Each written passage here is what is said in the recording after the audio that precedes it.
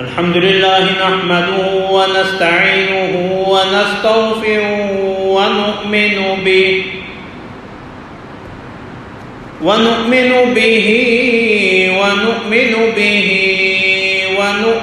به ونتوكل عليه ونعوذ بالله من شرور أنفسنا ومن سيئات أعمالنا من يهده الله فلا مضل له ومن يضلل فلا هادي له ونشهد أن لا إله إلا الله وحده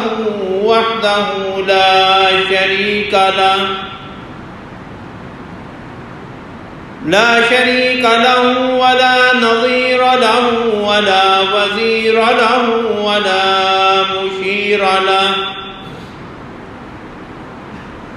ولا مثل له ولا مثال له ولا مثيل له ولا عديل له ولا نديم له ولا ضد له ولا ند له ونشهد أن سيدنا وسندنا وحبيبنا وحبيب ربنا وطبيب قلوبنا وقرة أعيننا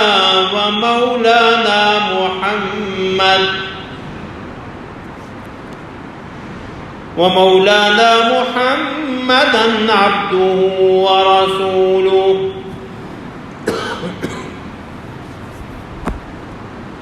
أما بعد فأعوذ بالله من الشيطان الرجيم بسم الله الرحمن الرحيم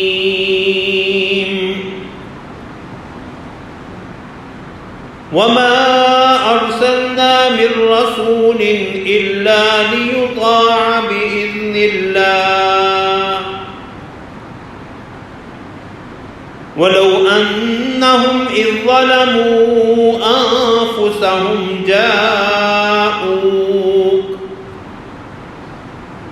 جاءوك فاستغفروا الله واستغفر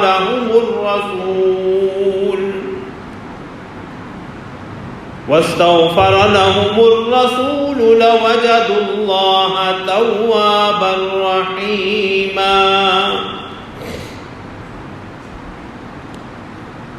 صدق الله العظيم وصدق رسوله النبي الكريم ونحن على ذلك من الشاهدين والشاكرين والحمد لله رب العالمين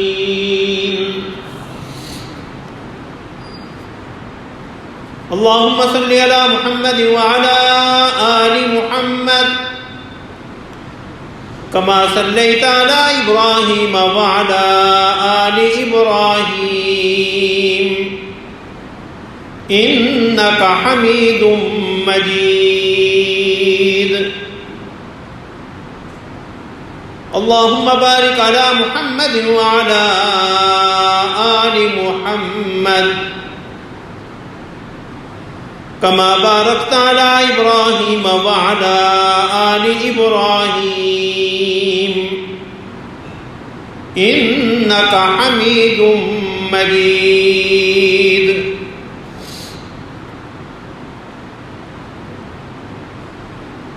سبحانك لا علم لنا إلا ما علمتنا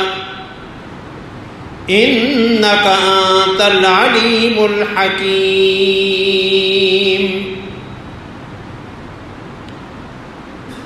رب اشرح لي صدري ويسر لي أمري واحلل عقدة من لساني يفقهوا قولي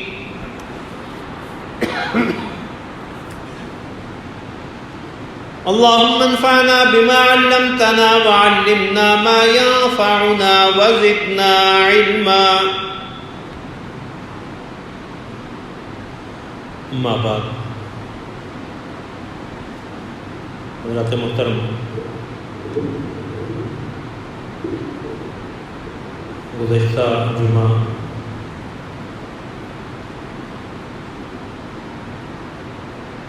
حجاج کرام سے چند اہم گزارشات کے حوالے سے کچھ معلومات پیش کی تھیں. اسی ضمن میں اختصار کے ساتھ مدینہ منورہ کی اور رسول اللہ صلی اللہ علیہ وسلم کے روضہ اطہر کی زیارت کے چند آداب کا بھی تذکرہ ہوا تھا. لیکن مدینہ منورہ کی فضیلت و اہمیت اور رسول اللہ صلی اللہ علیہ وسلم کی محبت کا تقاضا یہ ہے کہ مدینہ منورہ کی زیارت کے آداب کے حوالے سے مستقل گفتگو کی جائے. تو آج اللہ رب العزت کی توفیق سے مدینہ منورہ کے اہم فضائل اور مسجد نبوی اور روضہ اطہر علی صاحب الصلاۃ والسلام کی زیارت کے اہم آداب کے حوالے سے گفتگو کا ارادہ ہے. دعا کریں اللہ رب العزت مجھے حق بات احسن پیرائی میں کہنے کی توفیق عطا فرمائے. جو میں کہوں آپ سنیں، اللہ ہمیں عمل کی توفیق عطا فرمائے. آمین.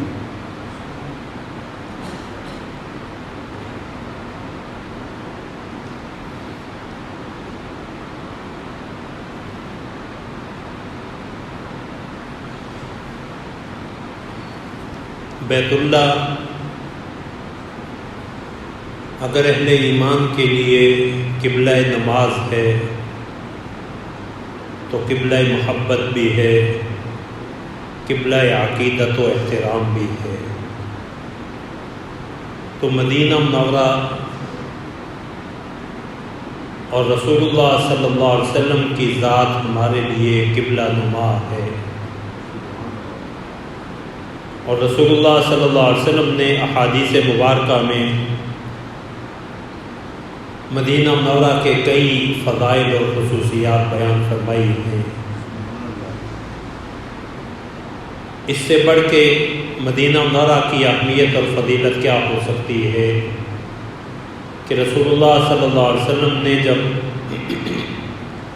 مکہ مکرمہ سے مدینہ منورہ ہجرت فرمائی تو رسول اللہ صلی اللہ علیہ وسلم نے مکہ فتح ہونے کے باوجود مدینہ منورہ کی رہائش کو چھوڑا نہیں، بلکہ رسول اللہ صلی اللہ علیہ وسلم نے اسے طیبہ اور طابہ قرار دیا، پاکیزہ،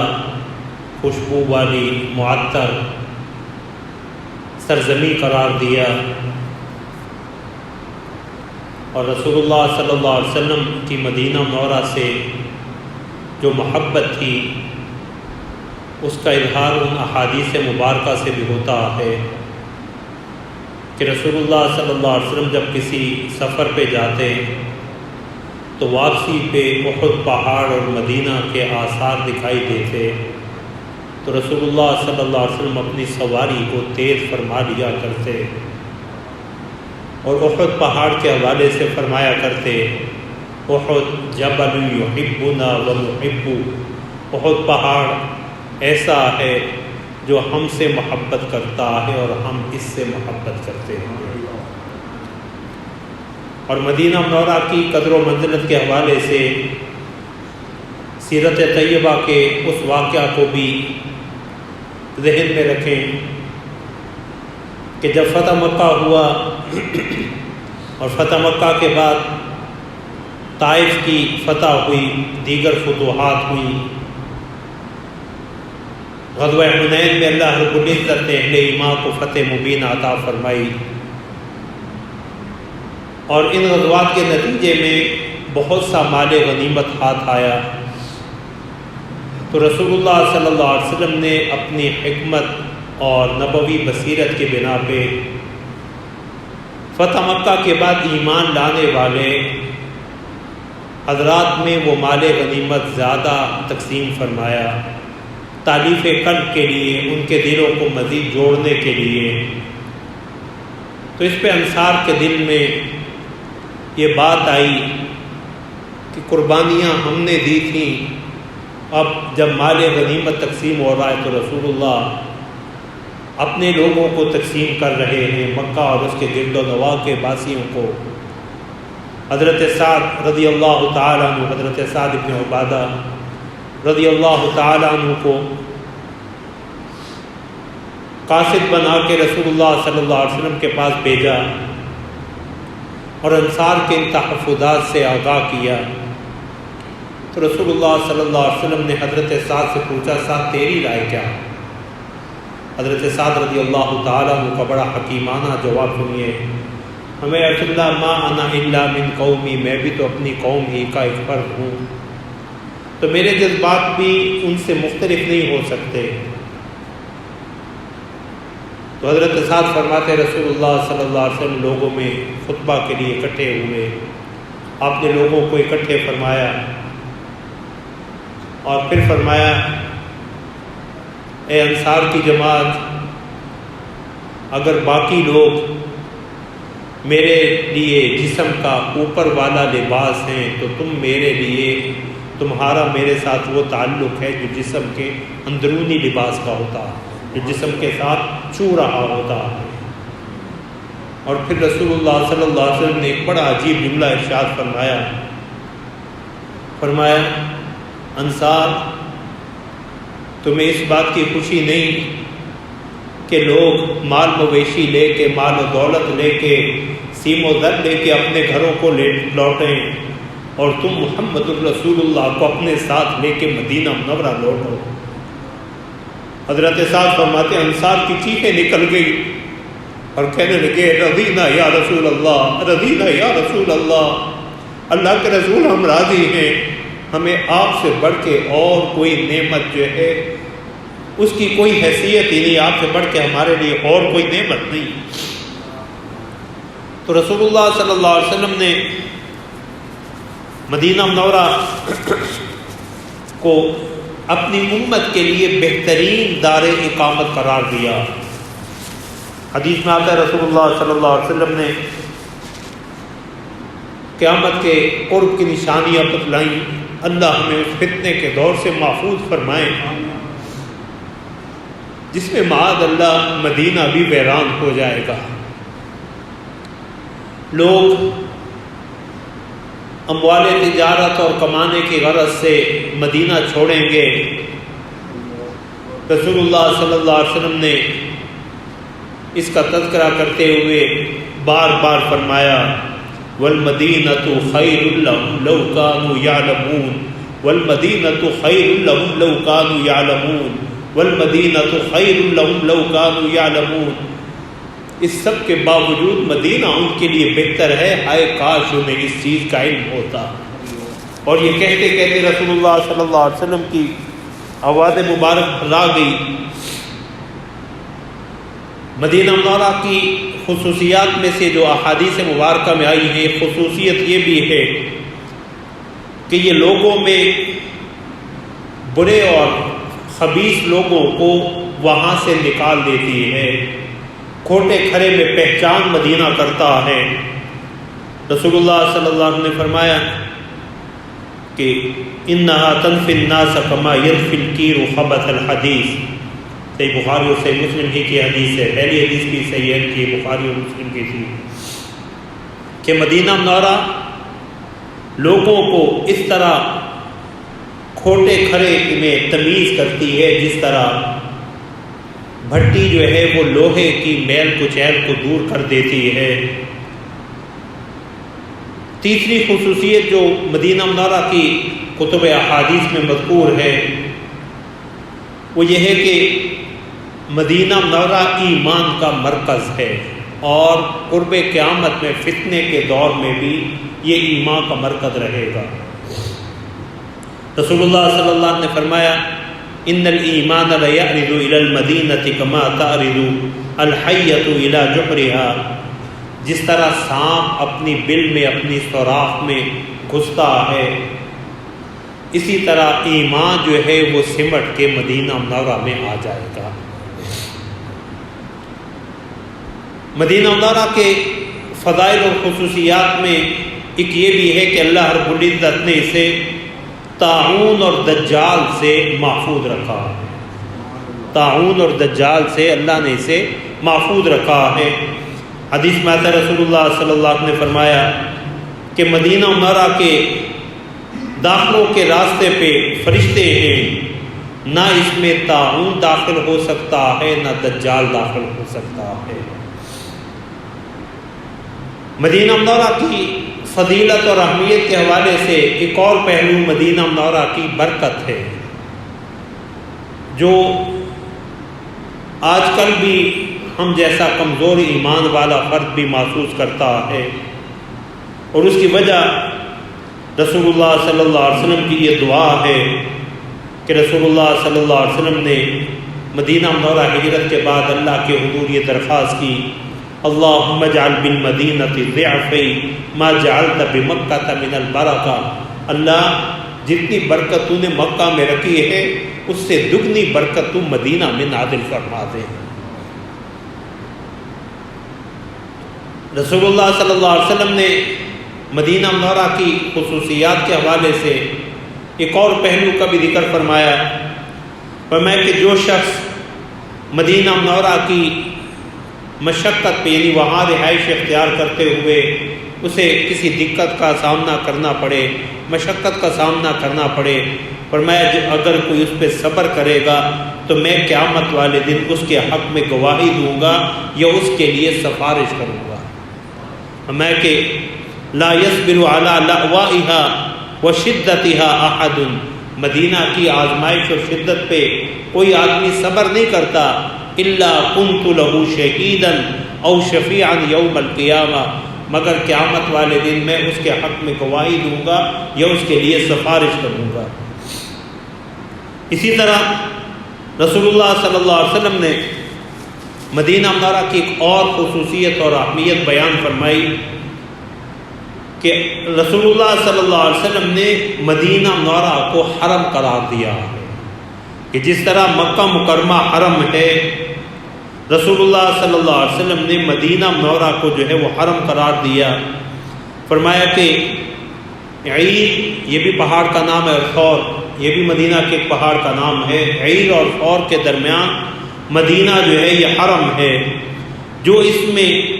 کسی بدعت کا ارتکاب کرتا ہے یا کسی بدعت کا ارتکاب کرنے والے کو ٹھکانہ دیتا ہے، فعلیہ لعنت اللہ والملائکۃ والناس اجمعین، تو اس پہ اللہ کی، فرشتوں کی اور سارے لوگوں کی لعنت ہے۔ تو رسول اللہ صلی اللہ علیہ وسلم نے جو مدینہ منورہ کو حرم قرار دیا، اس کی بنا پہ حضرات مفسرین نے، محدثین نے لکھا کہ جس طرح مکہ مکرمہ میں شکار نہیں کیا جا سکتا، مکہ مکرمہ کی وادیوں کے درختوں کو نہیں کاٹا جا سکتا، وہاں اسلحہ اٹھا کے نہیں پھرا جا سکتا، اسی طرح مدینہ منورہ کے شکار، مدینہ منورہ کے درختوں کو کاٹنا اور وہاں اسلحہ لہرانا بھی ممنوع ہے۔ اور رسول اللہ صلی اللہ علیہ وسلم نے ظاہری حرمت کے ساتھ ساتھ باطنی حرمت کا بھی ذکر فرمایا، روحانی حرمت کا بھی، کہ جس طرح مکہ مکرمہ میں ثواب کا اجر بڑھتا ہے، گناہ کا وبال بھی بڑھتا ہے، اسی طرح مدینہ منورہ میں بھی اللہ کی نافرمانی، بالخصوص بدعات کا ارتکاب یا اہل بدعت کو پناہ دینے کے بارے میں رسول اللہ نے سخت وعید بیان فرمائی کہ ایسے شخص پہ اللہ کی، فرشتوں کی اور لوگوں کی لعنت پڑتی ہے۔ اسی طرح اہل مدینہ کے حوالے سے رسول اللہ صلی اللہ علیہ وسلم نے ایک اور فضیلت بیان فرمایا کہ اہل مدینہ کے ساتھ جو ہے وہ حضرات علماء نے لکھا کہ اہل مدینہ کے ساتھ خیر کا پہلو اپناؤ، اور ہمارے اکابر کا یہ معمول اور ترغیب رہی کہ کہ اگر کسی ضرورت کی بنا پہ حرمین کے سفر میں کوئی چیز خریدنی ہو تو مدینہ سے خریدو، اور اس میں بھی اہل مدینہ کی خیر کا پہلو غالب رکھو۔ اور ہمارے اکابر یہ تعلیم دیا کرتے تھے کہ مدینہ منورہ میں زیادہ بھاؤ تاؤ نہ کیا کرو، زیادہ بحث و مباحثہ نہ کیا کرو، صرف اس نقطۂ نظر سے کہ یہ میرے پیغمبر کے شہر کے باسی ہیں، چلے انہیں کچھ فائدہ ہو جائے، انہیں کچھ منافع ہو جائے۔ اور پیغمبر صلی اللہ علیہ وسلم نے اہل مدینہ کو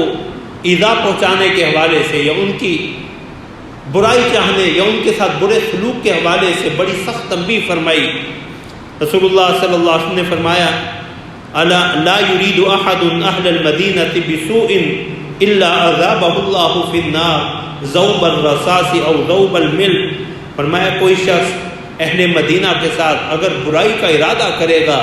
تو اللہ آگ میں اسے اس طرح پگھلا دیں گے جس طرح سیسا پگھل جاتا ہے یا پانی میں نمک پگھل جاتا ہے۔ مدینہ منورہ کی اور اس کی وجہ مجھے یہاں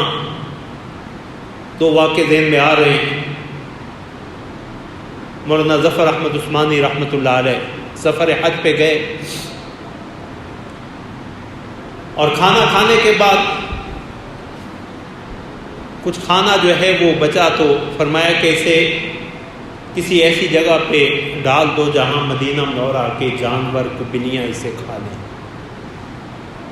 فرمایا ہم تعمیل حکم میں ایک سائڈ پہ صاف جگہ پہ وہ کھانا گرا کے آئے کہ تاکہ اسے مدینہ منورہ کی بلیاں کھا لیں، تو دیکھا کہ اتنے میں ایک کو 8-10 سال کا بچہ آیا اور اس میں سے کھانا چن کے لے جانے لگا۔ مولانا ظفر احمد عثمانی رحمۃ اللہ علیہ نے کہا اس بچے کو لے آؤ، یہ مدینے کا باسی ہے، اس کی شان یہ نہیں ہے کہ ہمارا بچا ہوا کھانا کھائے۔ اسے کہا کہاں کے ہو؟ کہنے لگا مدینے کا ہوں۔ باپ سر سے اٹھ گیا ہے، حالات کی مجبوری کی بنا پہ یہاں سے کھانا اٹھانے پہ مجبور ہوا۔ تو ہمیں بیٹا جب تک ہم یہاں ہیں، پرانے دور کے حج جب کئی مہینے جو ہے وہ حاجی حرمین میں رہتے تھے، تو کہا جب تک ہم یہاں ہیں تم کھانا ہمارے ساتھ کھایا کرو گے۔ اس کا اکرام فرمایا، اپنے ساتھ دسترخوان پہ بٹھاتے، ساتھ کھانا کھلاتے، اور کہنے لگے جب ہماری ہندوستان واپسی کا ارادہ ہوا تو میں نے اس بچے سے کہا بیٹا تم ہمارے ساتھ انڈیا آ جاؤ، ہندوستان آ جاؤ۔ تو بچہ پوچھنے لگا وہاں کیا ہوگا؟ تجسس میں 8-10 سال کا بچہ، تو کہا وہاں انشاءاللہ تیرے لباس کا بھی، تیری تعلیم کا بھی، تجھے مدرسے میں پڑھائیں گے، تیری تعلیم کا بھی، تیرے کھانے پینے کے سارے اخراجات ہم اٹھائیں گے۔ تو بچہ پہلے تو خوش ہوا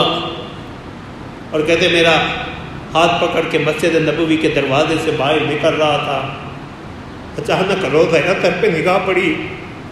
اور کہنے لگا چچا یہ بھی وہاں ہوگا؟ اللہ اکبر۔ ظفر احمد عثمانی کہتے اس بچے نے ہماری چیخیں نکلوا دی، ہم اپنی چیخوں پہ قابو نہیں رکھ سکے۔ میں نے کہا نہیں بیٹا،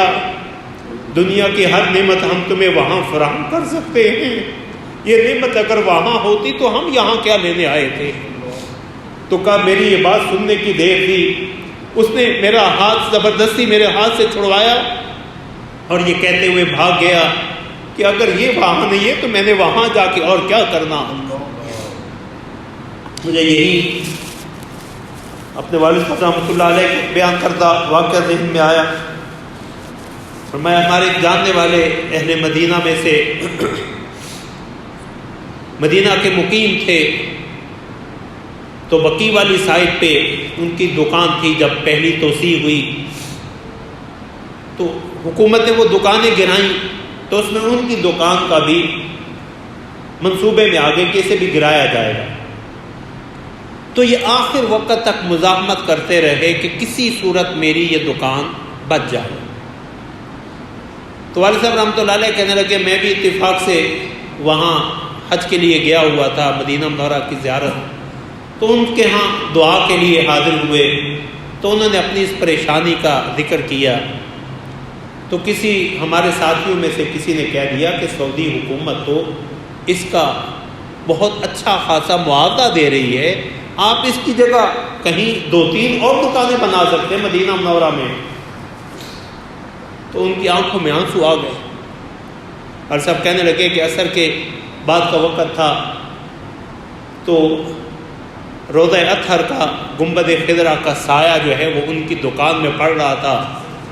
فرمایا بیٹا میں یہاں تجارت کے لیے ہی نہیں بیٹھا، میں تو گنبد خضرا کے سائے کی وجہ سے یہاں بیٹھا۔ تو اس لیے رسول اللہ صلی اللہ علیہ وسلم نے فرمایا جو اہل مدینہ کے ساتھ برائی کا ارادہ کرتا ہے اللہ اسے جہنم میں اس طرح پگھلا دیں گے جس طرح سیسا پگھل جاتا ہے یا نمک جو ہے وہ پانی میں گھل جاتا ہے۔ مدینہ منورہ کی فضیلتوں میں سے ایک فضیلت مسجد نبوی کی نمازیں۔ صحیح بخاری کی حدیث میں رسول اللہ صلی اللہ علیہ وسلم نے بیت اللہ میں مسجد حرام میں نماز کو 1,00,000 نماز کے برابر اجر و ثواب، اور اس حدیث میں مسجد نبوی میں 1000 نمازوں کا ثواب۔ لیکن سنن ابن ماجہ کی حدیث جسے ہمارے اکثر حضرات نے اسے فضائل میں قبول کیا، 50,000 نمازوں کا ثواب۔ تو خواہ 1000 نماز کا ثواب ہو یا 50,000 نماز کا ثواب ہو، یہ کوئی معمولی سودا نہیں ہے، معمولی نعمت نہیں ہے کہ وہاں کی نمازوں میں بھی اللہ نے اجر و ثواب میں اضافہ اور ثواب جو ہے وہ بڑھا دیا۔ اسی طرح مدینہ منورہ کی اہم خصوصیات میں سے مسجد نبوی میں نماز کے علاوہ ریاض الجنہ جسے ہم کہتے ہیں روضۃ من ریاض الجنہ، وہ بھی ہے جس کے بارے میں پیغمبر صلی اللہ علیہ وسلم نے فرمایا ما بین بیتی و منبری روضۃ من ریاض الجنہ، میرے گھر اور میرے منبر کا جو درمیانی حصہ ہے، ٹکڑا ہے، یہ جنت کے باغات میں سے ایک باغ ہے۔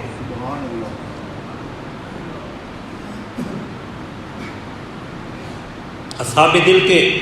اپنے طریقے اور قرینے ہوتے ہیں، اور بندے نے پہلے بھی عرض کیا تھا کہ ایک شخص آیا مسجد نبوی میں ریاض الجنہ میں اور اللہ کے حضور عجیب الفاظ سے دعا کرنے لگا کہ اللہ تیرے پیغمبر نے فرمایا اور یقیناً سچ فرمایا کہ یہ ریاض الجنہ جو ہے یہ جنت کا ٹکڑا ہے۔ اللہ ہم نے تیرے پیغمبر کی زبانی یہ سنا ہے کہ تو جہنمیوں کو ان کی سزا پوری ہونے کے بعد اپنی رحمت سے جہنم سے نکال کے جنت میں بھیجے گا، یہ نہیں سنا کہ جنت سے نکال کے جہنم میں بھیجے گا۔ جب تو نے اتنا کرم فرمایا کہ ہمیں دنیا میں پیغمبر کی قرار دی ہوئی جنت میں پہنچا دیا، تو اللہ قیامت میں بھی ہمیں جنت سے محروم نہ کرنا، ہمیں جہنم میں نہ پھینکنا۔ مدینہ منورہ کی انہی خصوصیات کی بنا پہ ہر صاحب دل کی یہ خواہش ہوتی ہے، بلکہ یہ ایمان کا تقاضا ہے کہ وہ حرمین شریفین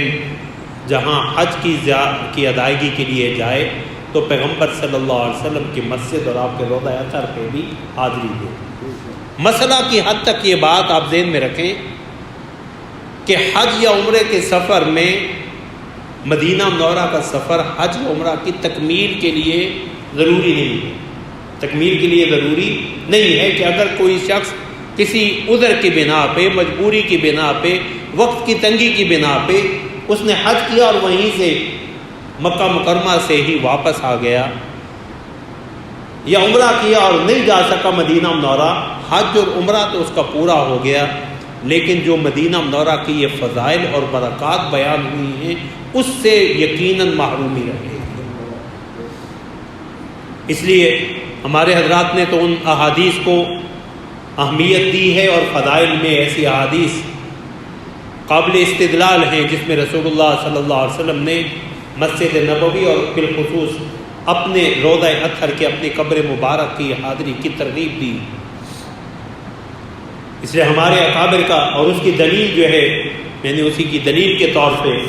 سورہ نساء کی آیت کریمہ جو ہے وہ تلاوت کی ہے، وَمَا أَرْسَلْنَا مِن رَسُولٍ إِلَّا لِيُطَاعَ بِإِذْنِ اللَّهِ، کہ ہم نے کوئی رسول نہیں بھیجا مگر اس لیے کہ اللہ کے حکم سے اللہ کے فرمان کے مطابق اس کی اطاعت کی جائے۔ اور پھر آیت کے اگلے حصے میں اللہ نے فرمایا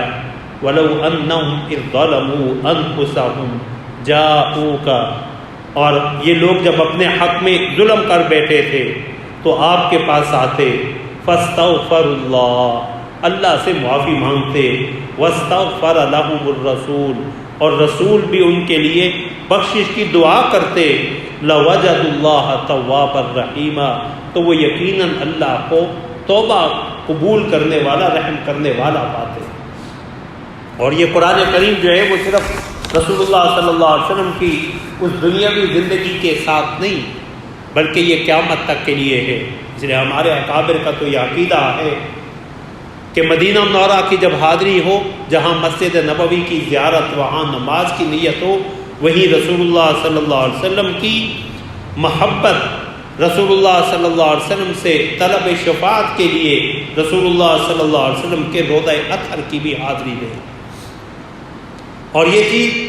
حضرات صحابہ سے ثابت ہے۔ رسول اللہ صلی اللہ علیہ وسلم کی قبر مبارک پہ آنا، آپ کو سلام پیش کرنا حضرات صحابہ سے ثابت ہے۔ حضرت ابو ایوب انصاری، حضرت عبداللہ بن عمر رضی اللہ تعالیٰ عنہ، مختصر ترین سلام جو مدینہ منورہ کی حاضری میں ہمیں حضرت عبداللہ بن عمر کے ملتے ہیں کہ آتے رسول اللہ صلی اللہ علیہ وسلم کے روضہ اطہر کے سامنے، قبر مبارک کے سامنے، اور کہتے السلام علیکہ یا رسول اللہ، پھر السلام علیکہ یا خلیفۃ رسول، السلام علیکہ یا خلیفۃ رسول اللہ، سیدنا ابو بکر کو سلام، اور پھر تیسرے چونکہ والد تھے تو وہاں کہتے السلام علیکہ یا ابتا، ابا جان آپ پہ بھی اللہ کی سلامتی ہو۔ مدینہ منورہ میں مسجد نبوی کی اور رسول اللہ صلی اللہ علیہ وسلم کے روضہ اطہر کی حاضری کے ساتھ جن کی شرعی حیثیت ہے اور دینی حیثیت ہے، جن مقامات کی زیارت کی، ان میں بقیع بھی ہے، جسے ہم جنت البقیع کہتے ہیں۔ مدینہ منورہ کا قبرستان کہ رسول اللہ صلی اللہ علیہ وسلم قباء میں آتے، بقیع میں آتے، اور رسول اللہ صلی اللہ علیہ وسلم جو ہے وہاں مدفون اپنے صحابہ پہ سلام بھی پڑھتے، انہیں سلام بھی کرتے، اور ان کی بخشش کی دعا بھی کرتے۔ اسی طرح مدینہ منورہ کی مسنون اور شرعی حیثیت تو جنہیں حاصل ہیں شہدائے احد کے ہاں جانا، کہ رسول اللہ صلی اللہ علیہ وسلم شہدائے احد، جہاں حضرت حمزہ رضی اللہ تعالیٰ عنہ مدفون ہیں، رسول اللہ وہاں بھی گئے اور شہدائے احد پہ سلام کیا۔ تو سلام کے دیگر الفاظ میں اگر جو قبرستان میں جانے کی دعا ہے السلام علیکم یا اہل القبور من المؤمنین والمسلمین، اگر یہی دعا پڑھ لی جائے تو اس میں سلام بھی ہو جاتا ہے اور زیارت قبور کی مسنون دعا پہ بھی عمل ہو جاتا ہے۔ اور اگر اللہ رب العزت توفیق دیں، عربی زبان سے کچھ واقفیت ہو، تو ان حضرات صحابہ کے نام لے کے بھی انہیں سلام بھیجا جا سکتا ہے۔ السلام علیکم یا عم رسول اللہ، اے اللہ کے رسول صلی اللہ علیہ وسلم کے چچا امیر حمزہ، آپ پہ سلام ہو۔ تو یہ بھی رسول اللہ صلی اللہ علیہ وسلم سے ثابت امر ہے۔ شہدائے احد کی زیارت کے لیے جانا بھی مسنون عمل ہے۔ مسجد نبوی کی زیارت، روضہ اطہر کی زیارت، اور اس کے بعد بقیع اور شہدائے احد۔ ایک اور مقام جس کی شرعی حیثیت ہے وہ قباء ہے، مسجد قباء، کہ رسول اللہ صلی اللہ علیہ وسلم بالعموم ہفتہ کے دن، بلکہ احادیث میں آتا ہے رسول اللہ تقریباً ہر ہفتے آپ کا یہ معمول تھا کہ آپ پیدل یا سوار بقیع میں آتے اور یہاں جو ہے وہ 2 نفل ادا کرتے، اور رسول اللہ صلی اللہ علیہ وسلم نے فرمایا من خرج من بیتہ، من خرج حتی یأتی هذا المسجد، یعنی مسجد قباء، فیصلی فی کان کعدل عمرۃ، جو شخص اپنے گھر سے نکلے، گھر سے مراد اپنا گھر یا ہوٹل جہاں بھی ہو، اور بعض احادیث میں چونکہ آتا ہے کہ من خرج من بیتہ متطہرا، وضو کر کے نکلے، تو اس کی بنا پہ بعض علماء نے لکھا ہے کہ بہتر یہ ہے کہ اپنی رہائش سے ہی وضو کر کے جائے، ہوٹل سے وضو کر کے جائے۔ لیکن اگر نہیں کر سکا، یہ وضو برقرار نہیں رہا، تو وہاں جا کے بھی وضو کرنے میں کوئی معنی نہیں ہے۔ تو فرمایا جو اس مسجد میں آئے اور یہاں جو ہے وہ نماز پڑھے، 2 رکعتیں پڑھے، اللہ اسے جو ہے وہ عمرے کا ثواب عطا فرما دیتے ہیں، اللہ اسے عمرے کا ثواب عطا فرما دیتے ہیں۔ اور یہ مسجد قباء کی زیارت بھی در حقیقت حضرات صحابہ کے ساتھ رسول اللہ صلی اللہ علیہ وسلم کی، بالخصوص غریب صحابہ کے ساتھ حضور صلی اللہ علیہ وسلم کی محبت کا ایک اظہار ہے کہ حضرات صحابہ میں سے جو غربا تھے وہ آئے، یا رسول اللہ ذهب اہل الدثور بالوجود، جن کے پاس مال و دولت ہے وہ تو اجر لوٹ کے لے گئے، وہ حج کے لیے بھی چلے جاتے ہیں، عمرہ بھی کر آتے ہیں، اور ہمارے پاس اسباب نہیں۔ تو پیغمبر صلی اللہ علیہ وسلم نے فرمایا تمہارے پاس اسباب نہیں، لیکن اللہ کی رحمت کا بھی کوئی حساب نہیں، تم اپنے گھر سے وضو کر کے مسجد قباء میں آ جایا کرو، 2 نفل پڑھ لیا کرو، اللہ تمہیں عمرے کا ثواب یہی عطا کر دیں گے۔ اب جب مالدار صحابہ نے یہ سنا تو انہوں نے بھی اس پہ عمل شروع کر دیا، تو یہ پھر رسول اللہ صلی اللہ علیہ وسلم کے پاس، یا رسول اللہ اس پہ تو انہوں نے بھی، تو ہمیں اللہ کی رحمت پہ کوئی غضبن تو نہیں، ذالک فضل اللہ یؤتیہ من یشاء، یہ اللہ کا فضل ہے، اللہ کی تقسیم ہے، اللہ جسے چاہتے ہیں عطا کرتے ہیں۔ تو یہ وہ مقامات ہیں جن کی شرعی حیثیت ہے مدینہ منورہ کی مقامات کی۔ باقی جتنے مقامات ہیں ان میں مسجد قبلتین ہے، 7 مساجد ہیں یا دیگر، ان کی حیثیت تاریخی حیثیت تو ہے، لیکن وہاں جا کے نماز پڑھنے کی یا وہاں زیارت کی کوئی شرعی حیثیت اس طور پہ نہیں ہے کہ وہاں جانے سے کوئی مخصوص ثواب ملتا۔ یہاں تو اجر و ثواب ہے، اور مسجد قباء میں آنا عمرے کا ثواب ہے، بقیع میں جانا، شہدائے احد پہ جانا، یہ رسول اللہ صلی اللہ علیہ وسلم کی سنت کا احیاء ہے۔ باقی مقامات جو ہیں ان کی حیثیت جو ہے وہ تاریخی حیثیت ہے، لیکن یہ چیز ذہن میں رہے کہ مدینہ منورہ کا سفر جو ہے یہ در حقیقت محبت اور رسول اللہ صلی اللہ علیہ وسلم سے عقیدت کا سفر ہے۔ رسول اللہ صلی اللہ علیہ وسلم کی مدینہ منورہ کے ساتھ اور اہل مدینہ کے ساتھ محبت ذہن میں رہے۔ یہی وہ مسجد نبوی ہے جہاں رسول اللہ صلی اللہ علیہ وسلم نے نمازیں پڑھائی ہیں۔ تو جس قدر جگہ مقام و احترام والی ہے، عقیدت والی ہے، اسی قدر احترام بھی پیش نظر رکھنا چاہیے۔ زیارت کا جو مستحب طریقہ حضرات علماء نے لکھا ہے وہ یہ ہے کہ جب رسول اللہ صلی اللہ علیہ وسلم کے ہاں سلام کے لیے پیش ہو، اللہ اکبر، تو پہلے مسجد نبوی میں اگر ممکن ہو، اب تو چونکہ انہوں نے پابندی لگا دی ہے بغیر جو ہے وہ رجسٹریشن کے ریاض الجنہ میں آپ نہیں جا سکتے، تو ریاض الجنہ میں ممکن ہو تو، نہیں تو مسجد نبوی میں کہیں بھی 2 نفل پڑھنے کے بعد جو ہے وہ رسول اللہ صلی اللہ علیہ وسلم کی خدمت میں سلام کے لیے پیش ہو۔ رسول اللہ صلی اللہ علیہ وسلم کی خدمت میں حاضری کے آداب میں سے تفصیل میں نہیں جانا چاہتا،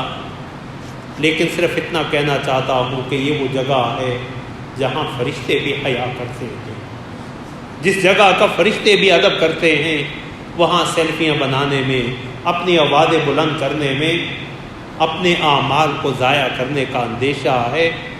رسول اللہ صلی اللہ علیہ وسلم کے ہاں ہمارے اکابر میں دونوں مزاج دیکھے اور پائے گئے ہیں۔ اب تو وہ بالعموم اتنی دیر کھڑے نہیں ہونے دیتے۔ ہمارے اکابر میں کچھ ایسے تھے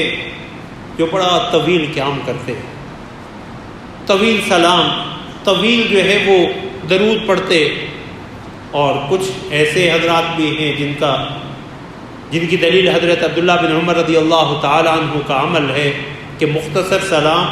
اور پھر وہاں سے چل دیتے کہ کہیں اس مقام کی بے ادبی نہ ہو جائے۔ اللہ اکبر۔ مجھے اپنے اکابر میں سے حضرت مولانا عبداللہ بہلوی رحمۃ اللہ علیہ کا واقعہ ہے، شجاع آباد والوں کا۔ کوئی حاجی جا رہا تھا حج پہ اور حضرت سے پوچھنے لگا، حضرت اگر مجھے موقع ملے کہ میں روضہ اطہر کی جالیاں چوم سکوں تو چوم لوں؟ حضرت کا جواب سنیے، پر میں ہاں میاں، اگر اپنا منہ اس قابل سمجھتا ہے تو چوم لینا، اپنا منہ اس قابل سمجھتا ہے تو چوم لینا۔ رسول اللہ صلی اللہ علیہ وسلم کے ہاں پیش ہوتے ہوئے، آپ کے حاضری دیتے ہوئے آوازوں کو دھیما رکھنا یہ قرآن کا حکم ہے۔ اب بھی روضہ اطہر پہ آیت کریمہ لکھی ہوئی ہے، یا ایھا الذین آمنوا لا ترفعوا اصواتکم فوق الرسول، لا ترفعوا اصواتکم فوق صوت النبی ولا تجهروا له بالقول كجهر بعضكم لبعض ان تحبط اعمالكم وانتم لا تشعرون، کہ ایمان والو اپنی آواز نبی کی آواز سے اونچی نہ ہونے دینا، انہیں اس طور پہ نہ بلانا جس طرح تم آپس میں ایک دوسرے کو آواز دے کے بلا لیتے ہو، ایسا نہ ہو کہ کہیں تمہارے اعمال ضائع ہو جائے اور تمہیں پتہ بھی نہ چلے۔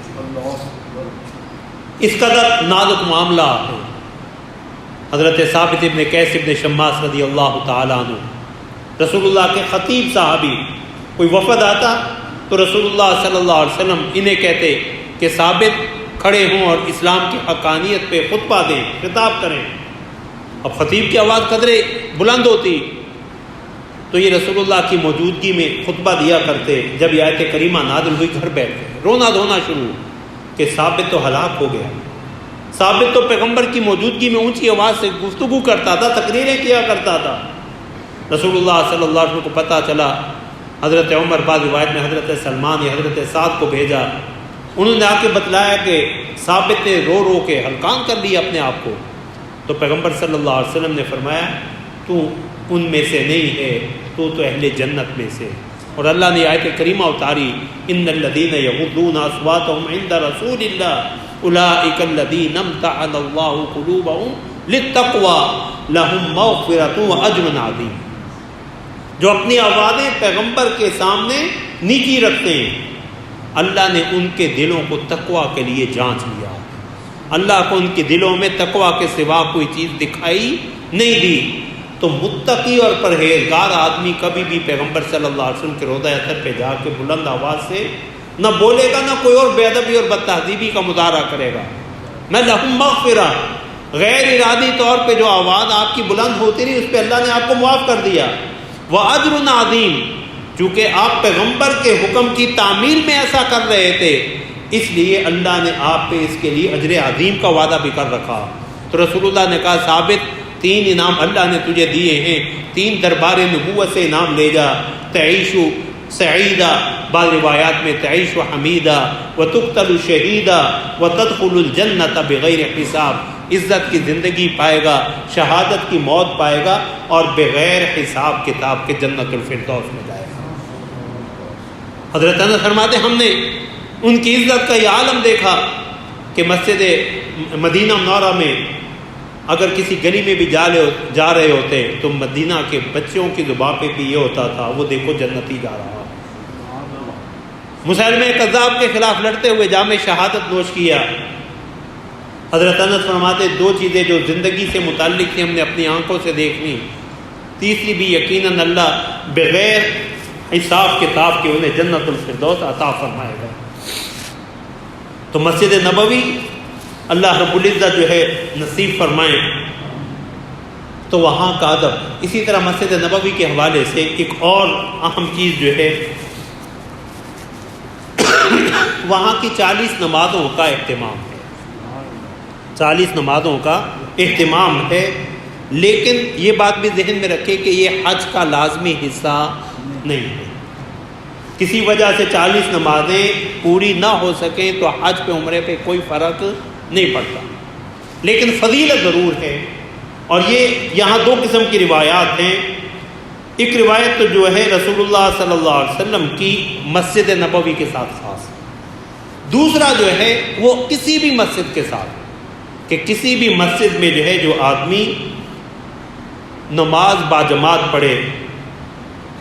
اللہ اکبر۔ اور مسجد نبوی کے حوالے سے حضرت انس رضی اللہ تعالیٰ عنہ کی حدیث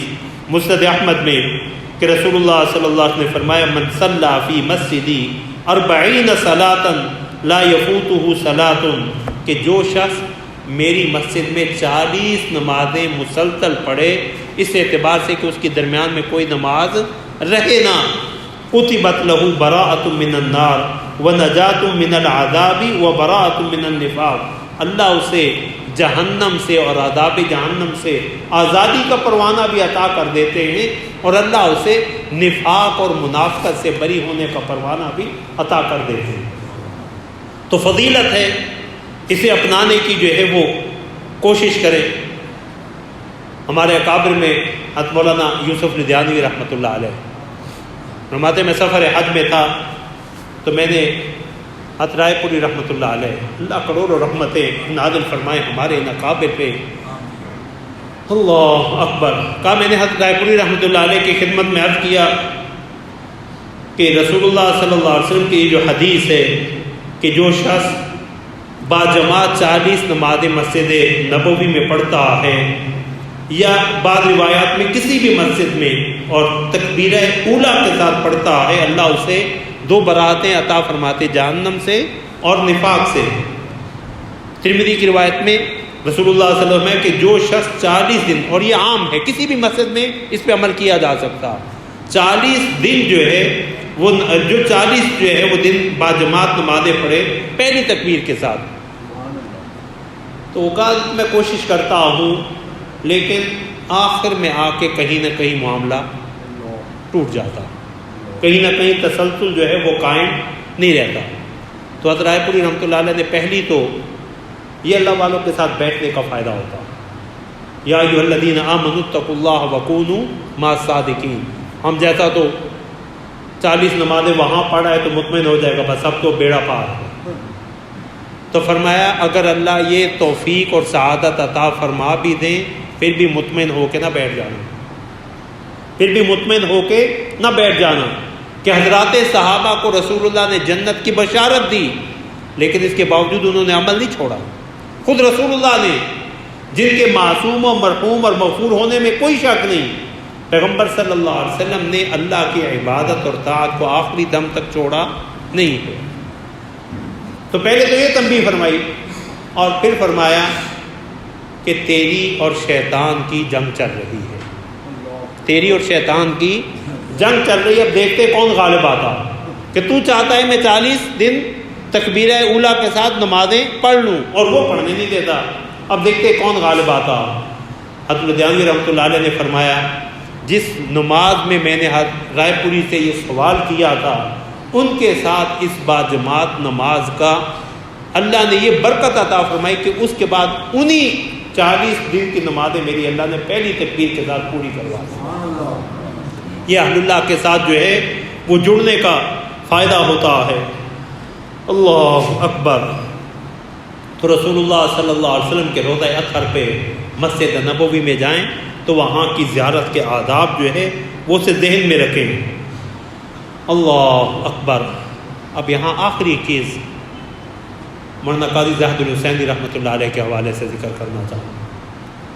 اللہ ہماری کمزوریاں معاف فرمائیں۔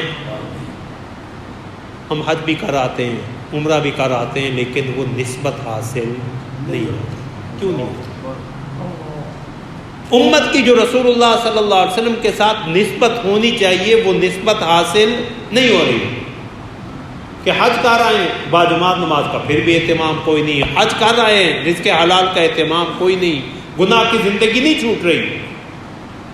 تو مولانا قاضی زاہد الحسینی رحمۃ اللہ علیہ نے اس کا جواب یہ دیا کہ امت کی نبی صلی اللہ علیہ وسلم سے نسبت جو ہے وہ کٹتی جا رہی ہے، نسبت کٹتی جا رہی ہے، اس بنا پہ نسبت کمزور ہو رہی ہے، لہذا امت میں رسول اللہ صلی اللہ علیہ وسلم کے ساتھ نسبت کی برکات ظاہر نہیں ہو رہی۔ اور پھر فرمایا اور 2 گروہ ایسے ہیں جو پیغمبر صلی اللہ علیہ وسلم کے ساتھ امت کی نسبت کو کمزور کرنے میں کہ شرک کے جرم میں برابر کے شریک ہیں۔ ایک منکرین حدیث جو حدیث پہ اعتماد کو ختم کر کے رسول اللہ صلی اللہ علیہ وسلم کے ساتھ ہماری نسبت کو توڑ رہے ہیں۔ ہمیں قرآن کس نے دیا؟ رسول اللہ صلی اللہ علیہ وسلم نے۔ اگر رسول اللہ کی حدیث پہ آپ کی ذات پہ اعتماد نہیں تو پھر قرآن اور دین کا کچھ بچتا ہی نہیں۔ اور فرمایا دوسرا گروہ جو امت کے ساتھ رسول اللہ صلی اللہ علیہ وسلم کے ساتھ امت کی نسبت کو کمزور کر رہا ہے، کاٹ رہا ہے، وہ رسول اللہ کی حیات کے منکر ہیں۔ حیات النبی کے منکر، کہ وہ پیغمبر صلی اللہ علیہ وسلم کے ساتھ جو ہے وہ جو نسبت تھی اسے کمزور کرنے میں لگے ہوئے ہیں۔ تو جب ان نسبتوں کے ساتھ رسول اللہ صلی اللہ علیہ وسلم، اور یہ نسبت حیات بہت بڑی نسبت ہے۔ نور الدین زنگی کا واقعہ کس نے نہیں سنا؟ کسے نہیں علم؟ سب جانتے ہیں نا کہ نور الدین زنگی کو خواب آیا، رسول اللہ صلی اللہ علیہ وسلم نے خواب میں 2 اشخاص دکھائے اور کہا یہ مجھے اذیت پہنچا رہے ہیں، یہ مجھے تنگ کر رہے ہیں۔ اب نور الدین زنگی نے اگلے دن یہ حج کا سفر، مدینہ منورہ کا سفر اختیار کیا، آئے یہاں کے لوگوں کی دعوت کی، سب کو بلایا، سب کو تحائف دیے، سارے آگے، لیکن وہ 2 شخص جو دیکھے تھے وہ نہیں آئے۔ تو والی مدینہ سے، امیر مدینہ سے پوچھا، نہیں کچھ بندے رہتے ابھی پورے نہیں آئے۔ کہنے لگا کہ سارے آج کے 2 آدمی ہیں، مدینہ کے باہر ہیں، اللہ والے ہیں، وہیں پڑے رہتے، اللہ اللہ کرتے، دن کو مسجد نبوی میں، رات اپنے اس خیمے میں چلے جاتے ہیں، صرف وہ نہیں۔ فرمایا ہم دونوں کو لے کے آؤ، دونوں کو لائے، دیکھا یہ وہی دونوں بدبخت تھے جو رسول اللہ صلی اللہ علیہ وسلم کی اذیت کا باعث بن رہے تھے۔ یہ حیات کی دلیل نہیں تو اور کیا، کہ پیغمبر صلی اللہ علیہ وسلم نے نور الدین زنگی کو خواب میں جو ہے، اور ہماری بھی اصل میں اپنی اپنی پسند ہوتی، ہمیں جس شخصیت پہ اعتماد ہوتا ہے، اگر کہیں اس کی کوئی بات ہماری پسند ناپسند کے خلاف ہو، ہم اس کے بھی۔ امام ابن کثیر رحمۃ اللہ علیہ کی تفسیر پہ سب کو اتفاق ہے، سب کو اعتبار ہے۔ امام ابن کثیر رحمۃ اللہ علیہ نے ایک واقعہ ذکر کیا جس کی بنا پہ جو منکرین حیات ہیں یا رسول اللہ صلی اللہ علیہ وسلم کے مقام و مرتبہ کے منکر ہیں، وہ اب امام ابن کثیر کے اس واقعہ کو بھی ماننے کو تیار نہیں۔ امام ابن کثیر رحمۃ اللہ علیہ نے لکھا کہ ایک اعرابی مسجد نبوی کے باہر آیا، آ کے اس نے اپنی سواری مسجد سے باہر باندھی، اور رسول اللہ صلی اللہ علیہ وسلم کے روضہ اطہر پہ آ کے کہنے لگا، اے اللہ کے پیغمبر، اللہ کا قرآن آپ نے ہمیں پہنچایا اور ہم نے یقین کے ساتھ اسے قبول کر لیا، اور جو اللہ کا کلام آپ نے ہمیں پہنچایا اس میں یہ بھی ہے، اور اسی آیت کریمہ کی تلاوت کی، وَلَوْ أَنَّهُمْ إِذْ ظَلَمُوا أَنفُسَهُمْ جَاءُوكَ فَاسْتَغْفَرُوا اللَّهَ وَاسْتَغْفَرَ لَهُمُ الرَّسُولُ، کہ اگر یہ اپنی جانوں پہ ظلم کر بیٹھیں، آپ کے پاس آ جائیں، اللہ سے معافی مانگے، اور رسول بھی آپ بھی ان کے لیے استغفار کر دیں، ان کے حق میں اللہ کے حضور سفارش کر دیں، لَوَجَدُوا اللَّهَ تَوَّابًا رَحِيمًا، اللہ کو توبہ کرنے، قبول کرنے والا، رحم کرنے والا پائیں گے۔ امام ابن کثیر رحمۃ اللہ علیہ نے لکھا کہ ہاتف غیبی سے آواز آئی، اے اعرابی، میرے پیغمبر کے حضور آ کے ان کے قبر مبارک پہ، روضہ مبارک پہ آ کے ان کی شفاعت حاصل کر کے معافی مانگنے والے، میں نے تیرے گناہوں کو معاف کر دیا۔ تو پیغمبر سے زیارت مدینہ کے اثرات اور برکات تب حاصل ہوں گے جب پیغمبر کے ساتھ نسبت مضبوط ہو، پیغمبر کے ساتھ نسبت مضبوط ہوگی، اور پیغمبر کے ساتھ نسبت مضبوط ہوتی ہے عقیدے کی درستگی، کہ رسول اللہ صلی اللہ علیہ وسلم کے بارے میں جو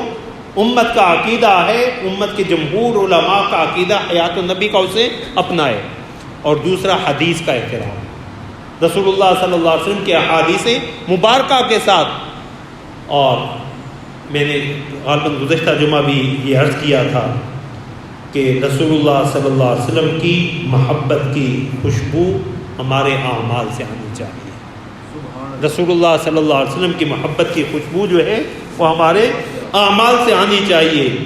ہماری محبت جو ہے وہ خواہشات کی راکھ میں دبی ہوئی ہے، اسے خواہشات کی راکھ سے نکالو، ذکر الہی کی ہوا دو، درود شریف کی ہوا دو، پھر دیکھو یہ محبت کیا اثر دکھاتی ہے۔ اللہ ہمیں رسول اللہ صلی اللہ علیہ وسلم کی سچی محبت، کامل عقیدت اور مکمل اتباع اور اطاعت نصیب فرمائیں۔ اللہ حرمین شریفین کی مقبول اور بہادری ہمیں بار بار نصیب فرمائیں۔ وآخر دعوانا الحمدللہ۔